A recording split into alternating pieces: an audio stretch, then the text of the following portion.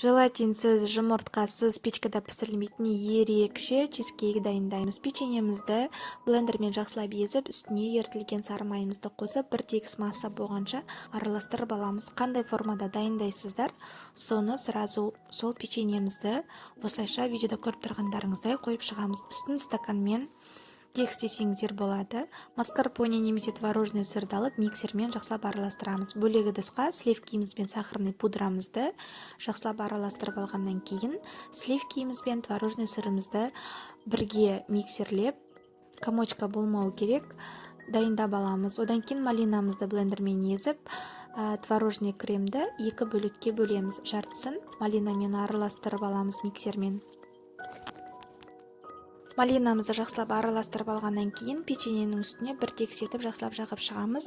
Оның кремімізді жақсылап бір тегіс етіп әдемілеп жағып шығамыз. Дайын болғаннан кейін холодильникке қойып қоямыз.